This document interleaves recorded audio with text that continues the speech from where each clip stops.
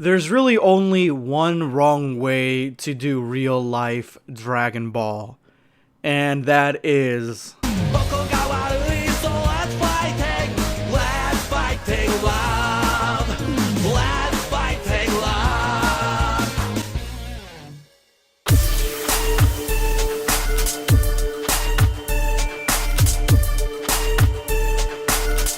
know your place, worm.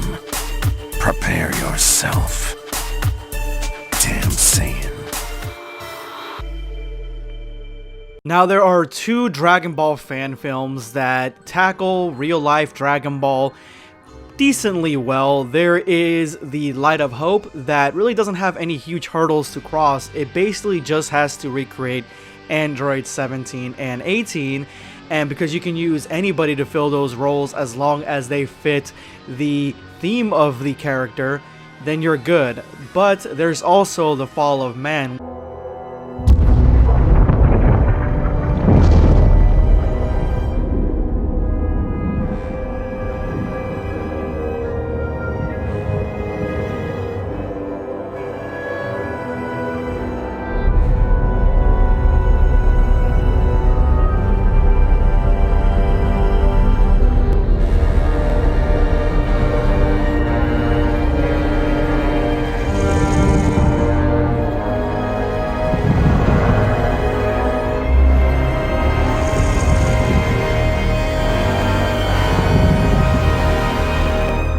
The creator of the short film went out of his way to create Cell and make him look far more sinister and alien looking than anything that we've seen before.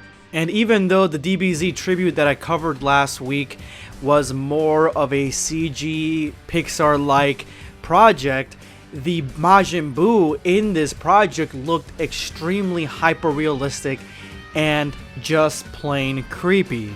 But there are far more artists that tackle real-life Dragon Ball in the Dragon Ball community and just the art community as a whole. Now, they focus on this being hyper-realistic, so every character that's drawn, every character that's created looks and feels like they can live in our own world, but they just seem extremely grotesque. It's a very dark side to Dragon Ball art.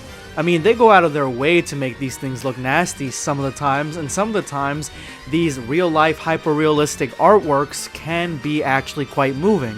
With the upcoming release of Detective Pikachu, we can finally see what hyper-realistic characters look like on the big screen, and I think the entirety of the fandom can agree, at least the Pokemon fandom, that they approve of the way that these creatures look in real life. That's one of the biggest praises the movie is getting so far, is that these characters look the part of the Pokemon they are portraying, and that's not an easy task, especially with some of these newer Pokemon that basically look like inanimate objects. If Detective Pikachu has shown us anything, is that the anime and the movie community, the movie watchers, they are eager to see more things from their childhood, more things that are cartoon in realistic fashion, as long as it's done faithfully, as long as it's done good.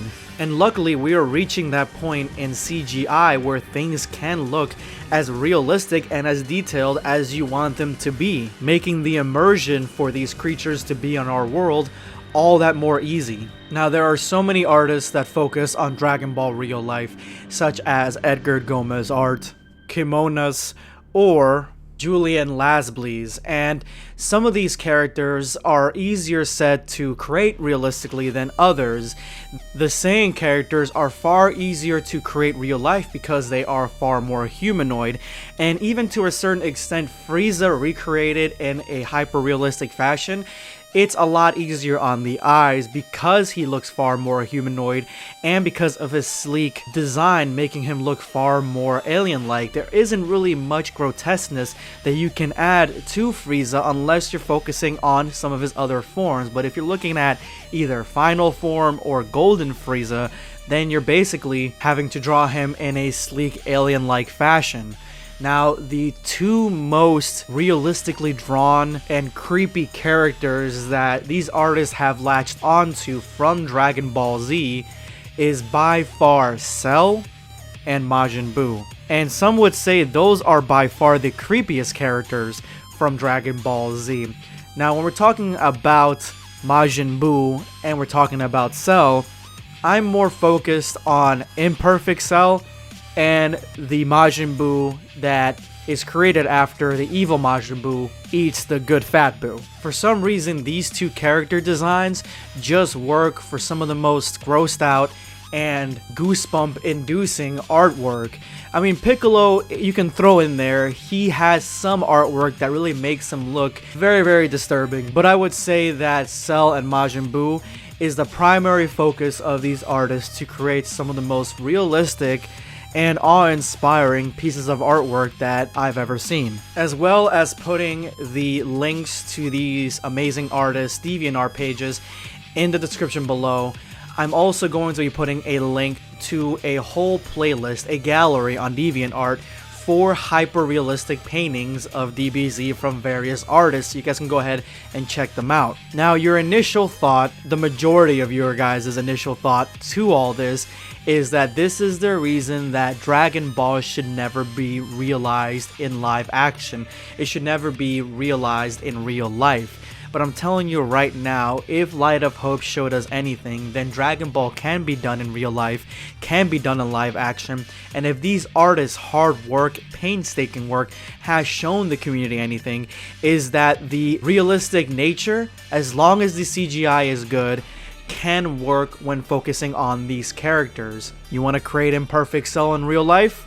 Go for it. You want to create Majin Buu? Have at it. Even the Uzaru transformations, basically just giant apes, but they 100% work. I mean, they don't always work if done wrong.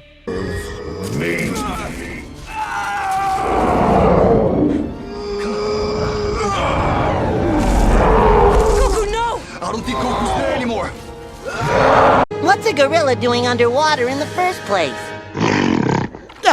Well, it's funny you should... I mean, see, George, they're onto us! Let's get out of here.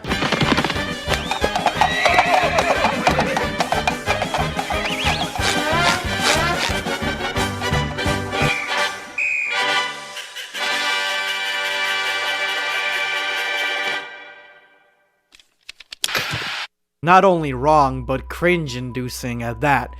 But if you take the time to make the transformation as epic and cinematic as possible, just like in any anime, then you can pull it off and create something beautiful. One of my favorite hyper-realistic artists is Thiago Ribeiro, which you guys might know him by his online name, Da Trinity. He has created not only some of the most iconic hyper-realistic artworks for Dragon Ball, but he has done it for almost every entertainment medium that is popular right now. You want Sonic? You get Sonic. You want Marvel vs. DC? Go for it. You want the scroll from Captain Marvel's trailer to look like Piccolo? Let's get it. Even a respectful and realistic looking DBS Broly is not too far from his abilities. His skills go beyond that, and I'm so happy that I finally get to review, or at least give sort of a shout out to one of my favorite artists on not only Twitter but Instagram as well. I'm gonna leave both the links to his pages in the description below as always. His work on the impossible task of bringing Dragon Ball Z to realism is just something to behold, and not to mention his work on DC and Marvel, which to me give me more reasons to love those mediums more. And I know what you're thinking, real life, realistic Dragon Ball isn't for everybody. Realistic cartoons is not for everybody. Dragon Ball has been bastardized in real life by Dragon Ball Evolution. Most live action takes